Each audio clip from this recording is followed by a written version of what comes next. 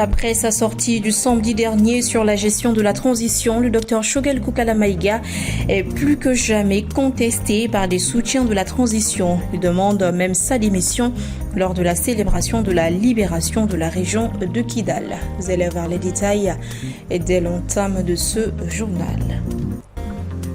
En cette période de récolte, les paysans sont pris pour cible dans les localités du centre par des terroristes. Plusieurs incidents, parfois mortels, ont été rapportés courant la semaine dernière. La crise énergétique que vit le Mali depuis des années n'est pas sans solution. Le président du Conseil national du patronat du Mali, Mossadegh Bali, a fait des propositions de solutions que vous allez découvrir dans cette édition. Et voilà donc pour les sommaires.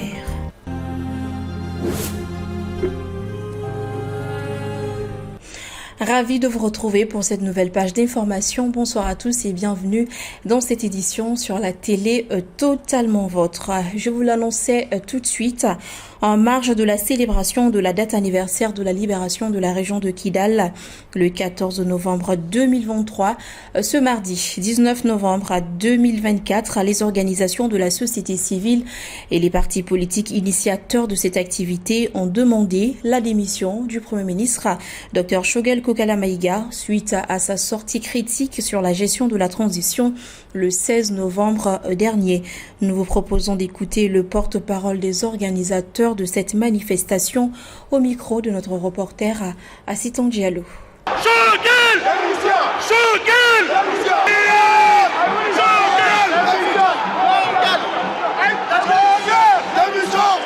En ces jours de commémoration de la liberté de Kidal, nous exprimons notre profonde gratitude et notre admiration vers nos soldats, ces héros invisibles qui se battent chaque jour, loin de chez eux, pour défendre nos valeurs face au terrorisme, à l'extrémisme et à l'obscurantisme. À l'occasion de ces commémorations, un discours a été prononcé par le Premier ministre. Un discours qui soulève des questions légitimes auxquelles il nous faut répondre avec toute la clarté et la détermination qui s'imposent. Ce Premier ministre qui, pendant toute la durée de la transition, a défendu sans relâche le gouvernement en place, a choisi aujourd'hui de critiquer publiquement les choix et les actions de ce même gouvernement. Il dénonce aujourd'hui la situation politique interne et les manquements dans la gestion des engagements internationaux, alors même qu'il affirmait il y a encore peu que le chronogramme imposait de la patience et de la rigueur. Quelle incohérence! La question qui s'impose alors est légitime. Comment un homme d'État, le Premier ministre de la Transition, peut-il se permettre un tel revirement au moment même où la nation a besoin de chaque compétence, de chaque force et de chaque acteur de l'État? Comment peut-il à ce stade crucial abandonner son engagement, laisser son pays en plein vol sans prendre la pleine mesure des conséquences de ses paroles et de ses actes? Monsieur le Premier ministre, vos intentions sont-elles toujours en phase avec l'intérêt national? Que représente la légitimité pour vous? La patrie, cette patrie pour laquelle tant de nos ancêtres ont sacrifié leur vie, est-elle devenue une notion trop abstraite pour vous? Monsieur Shogel Kokala Maïga, vous avez des comptes à rendre. Le peuple attend des réponses claires et une position qui reflète la dignité d'un véritable serviteur de l'État. En raison de votre discours qui fragilise davantage l'unité nationale, il est intolérable que vous puissiez rester à votre poste de Premier ministre. Le président de la transition, tout comme chaque citoyen, doit tirer les leçons de cette triste expérience et être plus vigilant dans ses choix à l'avenir. Le peuple de notre nation mérite des dirigeants et des collaborateurs intègres, prêts à servir avec dévouement et respect. Il n'y a pas de place dans notre gouvernement de transition pour ceux qui privilégient leurs intérêts personnels au détriment de la justice, de l'honneur et de l'unité nationale. Monsieur le Président de la transition, pour votre propre sécurité et pour le bien-être de notre pays, les Maliens vous prient de prendre pleinement acte des actions de votre Premier ministre, car une séparation s'avère préférable à ce stade. Il pourrait en effet vous vendre aux nombreux ennemis qui guettent notre nation. Que Dieu l'en préserve. Le développement des filières agricoles et l'amélioration de l'environnement des affaires au Mali sont les deux thèmes débattus à la deuxième édition de la journée Banque mondiale et secteur privé au Mali. Cette rencontre avait pour objectif d'identifier les leviers et les moyens afin d'assurer le développement du secteur agricole. Le compte-rendu est signé Maliki Diallo. Le Mali a un potentiel agricole encore sous-exploité. Sur les 43 millions d'hectares cultivables, seuls 23% sont aménagés. Face aux défis, le Conseil national du patronat et la Banque mondiale ouvrent le débat afin d'identifier les leviers et les moyens pour assurer le développement du secteur agricole qui représente un tiers du PIB. Aussi, l'environnement des affaires reste malheureusement moins propice à la pratique des activités dans ce secteur. Il est marqué par la faiblesse des infrastructures de base et du niveau des investissements stratégiques pour libérer le plein potentiel des filières porteuses. Il est marqué par l'accès très difficile au financement et aux sources d'énergie. Il est marqué par la faiblesse de l'industrialisation. La Banque mondiale, qui met déjà des programmes en œuvre dans le secteur agricole au Mali, estime qu'il est important d'accroître des financements pour rendre plus compétitive l'agriculture malienne. Lorsque l'on connaît le potentiel agricole du Mali, avec ses 6,4 millions d'hectares de terres arables, il est crucial de favoriser les investissements et d'accompagner le développement du secteur privé dans ces domaines. Le gouvernement se soucie également du développement du secteur agricole. Le ministère de l'Agriculture a partagé sa stratégie qui vise à orienter l'agriculture vers le marché. Plus souvent, on produit, après on cherche le marché. Voyez-vous? Donc la nouvelle vision, on doit chercher le marché et avoir un produit agricole adapté à ce marché. C'est aujourd'hui notre vision. C'est pourquoi derrière, nous travaillons aussi à promouvoir une agriculture commerciale. Autrement dit, il faut aller vers la contractualisation. Il faut que les acteurs des différents sous-secteurs, des différents maillons puissent être en relation. Autrement dit, l'agriculture doit assurer la matière première, produire la matière première pour les entreprises agricoles. Cette journée a été l'occasion pour la Banque mondiale de présenter ses réformes prioritaires, ses projets et ses instruments en faveur du développement des filières agricoles au Mali et au Sahel. Par ailleurs, le Mali est plongé dans une crise énergétique profonde et les acteurs du secteur proposent des voies et moyens pour en sortir. Moussadek Bali, président du Conseil national du patronat du Mali, retient 3 volets pour dire au revoir à cette crise énergétique interminable qui sont la réformation de l'EDM, la restructuration de l'EDM ainsi que la privatisation de la distribution et de la commercialisation de l'électricité. Omar Keïta. Le patron des patrons du Mali pense avoir des solutions pour mettre fin à la crise énergétique qui a mis presque à genoux l'économie malienne. Pour Moussadek Bali, il faut d'abord le renforcement de la privatisation du secteur énergétique pour permettre aux producteurs indépendants de produire. Il faut que ça soit totalement privatisé. Il souligne que les privés produisent mieux et à meilleur coût que les structures étatiques. Toutefois, l'homme d'affaires précise que le transport dans tous les réseaux reste entre les mains de l'État avec une EDM réformée et gérée suivant les règles de l'OADA. Aussi, il faut que le conseil d'administration joue aussi son rôle avec un DG qui est recruté après un appel à candidature. Il rappelle que ce n'est pas le ministre de l'Énergie qui est le DG de l'EDM. Donc, il faut une EDM totalement restructurée. Et l'État doit tout faire pour apurer ses dettes. Ça veut dire payer toutes les dettes ou effacer sur le pays. Moussadek Bali révèle que 20 et 25% des produits énergétiques sont perdus sur les réseaux. De ce fait, il faut privatiser la distribution et la commercialisation, le renouvellement. Le président du Conseil national du patronat du Mali rappelle que les réformes proposées prennent du temps, mais lorsqu'il y a la vision et la volonté politique, on peut le faire.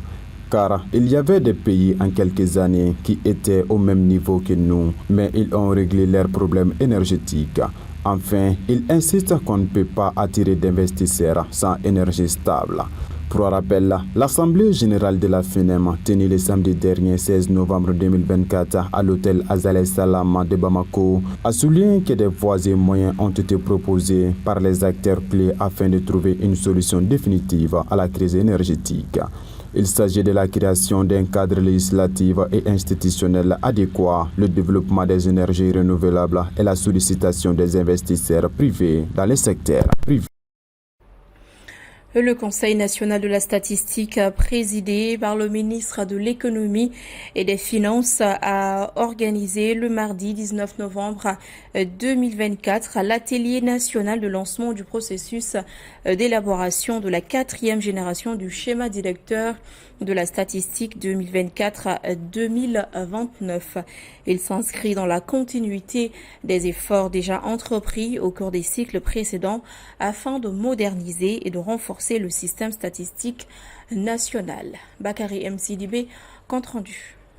En effet, les défis auxquels est confronté notre pays, qu'ils soient économiques, sociaux, environnementaux, technologiques ou même sécuritaires, nécessitent des réponses basées sur des données précises, pertinentes et accessibles. Ce 4e schéma directeur de la statistique se veut une réponse stratégique à cette exigence. Il a pour objectif non seulement d'assurer la production de données de haute qualité, mais aussi de garantir leur diffusion et leur utilisation optimale dans tous les secteurs de la société. Ce processus, qui ne saurait être une simple formalité, doit être itératif, participatif et axé sur les résultats. À cet effet, une feuille de route décrivant de manière détaillée les différentes étapes du processus a été élaborée par le Conseil national de la statistique CNS le 11 juin 2024. Les consultations qui auront lieu dans les jours et semaines à venir devront refléter les aspirations de toutes les parties prenantes et intégrer les priorités nationales, régionales et internationales, notamment la vision 2063 en cours de finalisation, l'agenda 2030 relatif aux objectifs de développement durable ODD, l'agenda 2063 de l'Union africaine et les engagements de notre pays en matière de développement. L'élaboration du 4e schéma directeur de la statistique intervient dans un contexte marqué par des révolutions significatives dont l'émergence de nouvelles technologies et des méthodes de collecte et d'analyse des données. Ainsi, il appartient aux spécialistes du domaine de faire preuve d'innovation, d'audace et de rigueur afin de fournir des données statistiques fiables. Je suis convaincu que ce nouveau schéma directeur constituera un outil précieux pour orienter nos efforts dans la bonne direction en mettant l'accent sur des domaines prioritaires tels que la modernisation et la digitalisation des processus statistiques, le renforcement des capacités humaines et institutionnelles pour une meilleure coordination du système, le développement du partenariat avec les acteurs du secteur privé et de la société civile. À l'occasion, le ministre de l'économie et des finances, au nom du gouvernement, a remercié les partenaires techniques et financiers, singulièrement la Banque mondiale, pour leur accompagnement. Aussi, il a invité les acteurs du domaine de la statistique pour faire du 4e schéma directeur de la statistique un outil de transformation et de progrès de notre pays. Notre pays, le Mali, a franchi une étape importante dans la lutte contre la mortalité maternelle et néonatale grâce à la politique de gratuité de la césarienne. Et grâce à une collaboration entre l'UNFPA et l'USAID, des kits de santé reproductive d'urgence ont été remis au ministère de la Santé et du Développement social pour soutenir les femmes et les filles affectées par la crise dans plusieurs régions du Mali. Un don qui ne peut avoir que des impacts positifs sur la santé publique et la survie des mères et des nouveau-nés. La cérémonie de remise s'est tenue le lundi au ministère de la Santé devant nos deux reporters Aminata Bachokone et Montala Ouattara. Voici leur compte rendu. Chaque année au Mali, plus de 2500 décès maternels sont enregistrés, souvent dus à des complications obstétricales. Ces kits permettront de réaliser environ 12 125 césariennes, répondant ainsi aux besoins urgents des femmes en âge de procréer. Ils sont constitués de kits pour accouchement individuel, kits pour la prise en charge du viol, kits pour la prise en charge des infections sexuellement transmissibles, kits pour la prise en charge des accouchements cliniques, accouchement normal par voie basse et instrumentale, kit pour chirurgie obstétricale et complications obstétricales graves, kit pour la transfusion sanguine. Donc ces kits vont au-delà de la césarienne pour servir aussi d'autres besoins chirurgicaux.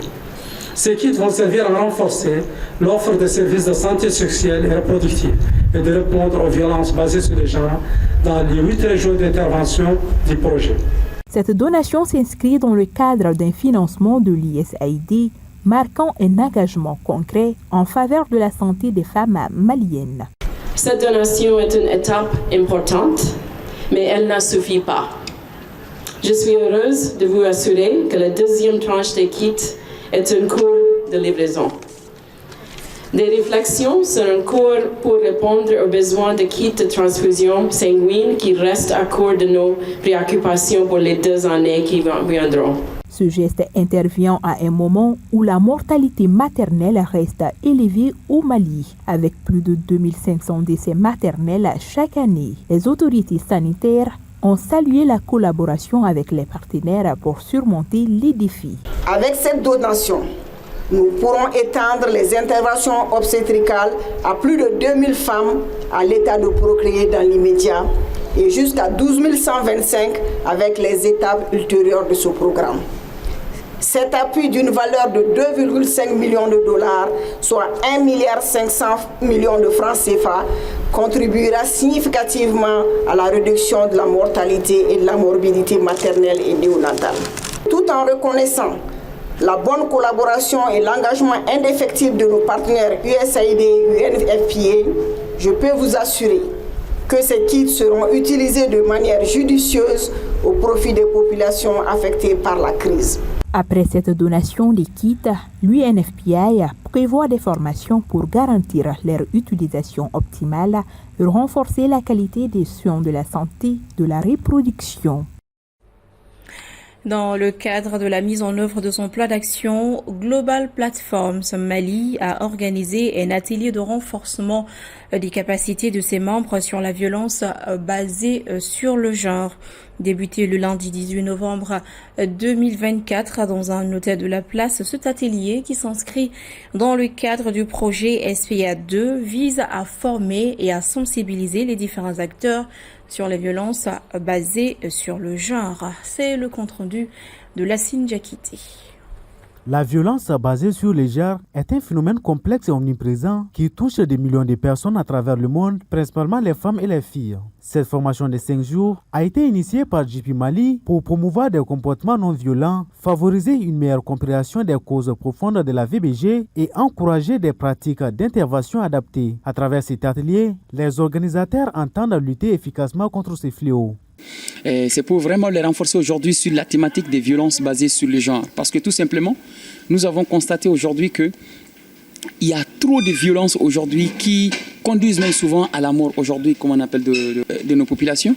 Alors on s'est dit qu'il était assez important, assez nécessaire aujourd'hui, non seulement d'informer toute la population, mais d'informer d'abord les premiers acteurs qui sont aujourd'hui nous les jeunes, à travers, comme on appelle, notre réseau qui est le Global Platform.